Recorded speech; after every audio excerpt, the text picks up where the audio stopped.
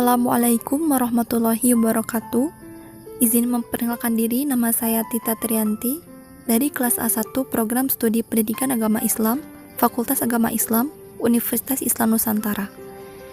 Saya akan menceritakan sebuah kisah yang berjudul Sapi yang berbicara dengan penunggangnya dan serigala yang berbicara kepada pengembalanya. Bukhari meriwayatkan dalam sahihnya dari Abu Hurairah berkata, Rasulullah salat subuh, kemudian beliau menghadap kepada orang-orang. Beliau menyampaikan, pada suatu hari, ada seorang laki-laki yang menaiki punggung seekor sapi. Sapi ini terlihat ogah-ogahan, maka penunggangnya memukulinya agar berjalan lebih cepat. Tiba-tiba, sapi itu menoleh kepadanya, lalu berkata kepadanya, Kami tidak diciptakan untuk ini, tetapi kami diciptakan untuk membajak sawah. Kamu telah berbuat zalim kepadaku dengan mengendaraiku, karena kamu telah menggunakanku untuk sesuatu di mana Allah menciptakanku, bukan untuk hal itu. Kezaliman adalah meletakkan sesuatu yang tidak pada tempatnya. Para sahabat takjub. Kisah ini memang mengundang ketakjuban mereka, berkata, Subhanallah, seekor sapi berbicara. Ucapan mereka ini bukan merupakan sikap mendustakan Rasulullah. Tidak mungkin mereka mendustakannya. Akan tetapi, para sahabat mendengar sesuatu di luar adat kebiasaan yang terlihat. Maka Nabi menegaskan lagi berita ini dan menetapkannya dengan mengatakan bahwa dirinya beriman kepada hal itu. Begitu pula Abu Bakar dan Umar. Pada saat beliau menyampaikan hadis ini, Abu Bakar dan Umar sedang tidak hadir di masjid bersamanya. Nabi Muhammad SAW mengucapkan hal ini ketika keduanya tidak hadir, karena beliau mengetahui besarnya kepercayaan keduanya kepada Allah SWT dan besarnya keyakinan dan iman keduanya terhadap kodrat Allah di atas segala sesuatu. Termasuk atas sapi yang berbicara ini, Nabi juga menceritakan kisah lain di mana pembicaraannya adalah seekor serigala.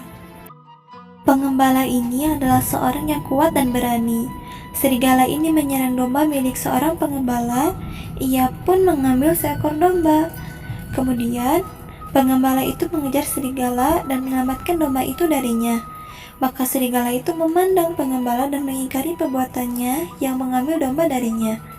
Serigala pun berkata, Kamu menyelamatkan domba ini dariku, lalu siapa yang akan menyelamatkannya? Pada hari datangnya binatang buas, di mana pada hari itu tidak ada pengembala selainku. Serigala ini mengisyaratkan hari datangnya binatang buas di masa yang akan datang. Pada hari itu, ternak-ternak dibiarkan bebas. Maka binatang-binatang buas menyerangnya dan merusaknya karena tidak ada yang menjaga dan melindunginya. Sepertinya hal ini terjadi menjelang datangnya kiamat pada saat puncak fitnah. Sebagaimana orang-orang takjub terhadap seekor sapi yang berbicara, mereka juga takjub terhadap seekor serigala yang berbicara. Mereka mengucapkan apa yang mereka ucapkan, dan Nabi menjawab mereka dengan jawaban yang sama. Sesuatu yang aneh bagi para sahabat adalah berbicaranya hewan kepada manusia dengan bahasa manusia. Demikianlah kisah sapi yang berbicara dengan penunggangnya dan serigala yang berbicara kepada pengembalanya. Adapun faedah-faedah yang dapat diambil yaitu anjuran memberi nasihat dengan peristiwa-peristiwa yang menunjukkan besarnya kodrat Allah Subhanahu wa Ta'ala. Rasulullah menyampaikan hadis ini kepada para sahabat setelah sholat subuh.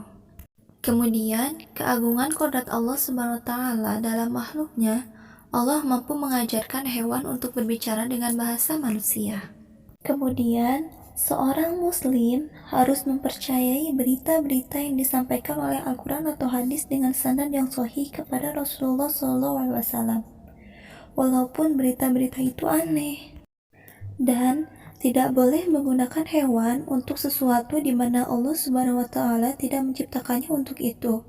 Seperti menggunakan kambing untuk membajak sawah atau sapi untuk ditunggangi dan membawa beban. Allah Subhanahu wa Ta'ala telah menciptakan binatang untuk menunaikan tugas yang sesuai dengan penciptaan dan kemampuannya.